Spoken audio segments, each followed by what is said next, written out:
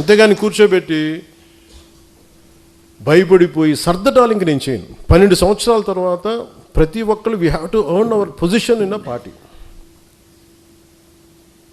అలాగే జనసేన మీద ఉట్టిన కూర్చొని దారిని పోయి ప్రతి ఒక్కడు రాళ్ళేద్దామంటే నేను మీకు ఈరోజు నీ సభాముఖంగా రాజమండ్రి సభాముఖంగా మీకు మాట చెప్తున్నాను, తెలియజేస్తున్నాను కదా,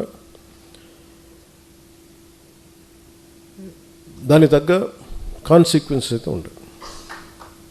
ఎందుకంటే ఇది దీన్ని మీరు తర్వాత నన్ను తిట్టుకోండి తిమ్ముకోండి, కానీ నాకు కోపాలు ఉంటాయి కదా, నాకు బాధలు ఉంటాయి కదా, నేను మనిషినే కదా. అంటే మీరు ఇష్టానికి వెళ్ళిపోయి ఒక కొట్టేసి వెళ్ళిపోతే మేము నవ్వుకుంటూ వెళ్ళిపోతే భరిస్తూ ఉంటామా? అంటే ఇన్షర్ట్ వేసుకొని లేదంటే తెల్ల జుబ్బా తెల్లాలు చేసుకుంటే మా గుండెల్లో ఏడుపులు ఉండవా? మా గుండెల్లో కన్నీళ్ళు ఉండవా? మా గుండెల్లో మా కడుపు మంట ఉండదా? మీకైనా కష్టాలు కన్నీళ్ళు? మీరు ఎవరినైతే అనేసి వెళ్ళిపోవచ్చు, మేమేమో ఎవరిని అనకూడదా? కౌంటర్స్ కూడా ఇవ్వకూడదు, భరించాలా? దేనికి?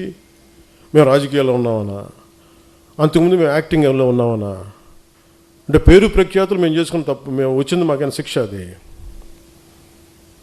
రోడ్డును పోయే ప్రతి ఒక్కడు ఇట్లా అంటా ఉంటే మేము ఎందుకు కూర్చుంటాం, ఎందుకు భరిస్తాం? మేము భరించినంతకాలం భరించాం, చాలా కాలం చెప్పాను, చాలా సంవత్సరాల క్రితం చెప్పాను, భరిస్తాం, సహిస్తాం, అవసరమైతే తాట తీస్తాం అని.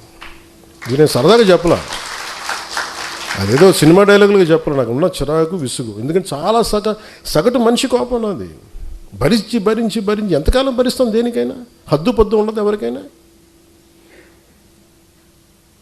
కొన్ని టీవీ ఛానల్స్ ఉంటాయి, వాళ్ళు బెదిరిస్తూ ఉంటారు. ఇప్పుడు మొన్నేదో సివిల్ సప్లైస్ గురించి ఏదో న్యూస్ వస్తుంటే విచిత్రమైన, ఇందాక చెప్పాను కదా, బయట డోర్ తెరవడు, మనకి లోపల డోర్ తెరుస్తాడని. ఒక జనసేన నాయకుడు ఇంకో జనసేన నాయకుడు ఆ టీవీకి లీడ్ ఇచ్చాడు. నాకు అది కూడా తెలుస్తూ ఉంటుంది. ఏం మాట్లాడదాం?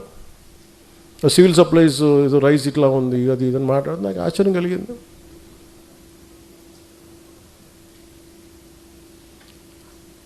ఎప్పుడైనా సరే ఎదుట శత్రువుతో యుద్ధం చేద్దామని మనం వెళ్తుంటే పక్కన వాళ్ళు పొడి చేస్తూ ఉంటే ఎక్కడ ముందుకు వెళ్తాం? ఒక అడుగు తీసి 10 అడుగులు వేద్దామంటే 2 అడుగులు వెనక్కి లాగేస్తుంటారు మన వాళ్ళే.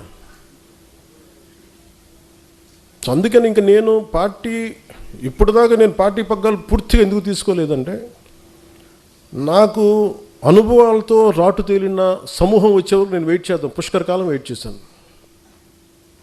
పుష్కర కాలం తర్వాత మీ అందరికీ అనుభవాలు వచ్చినాయి. ఒక ఐడియాలజీ నమ్మితే దాన్ని ఎక్కడి దాకా పట్టుకురాగలం మీకు చేసి చూపించారు. ఇప్పటి నుంచి పార్టీకి సంబంధించిన కార్యాచరణ చాలా బలంగా ఉంటుంది, చాలా చాలా చాలా బలంగా ఉంటుంది.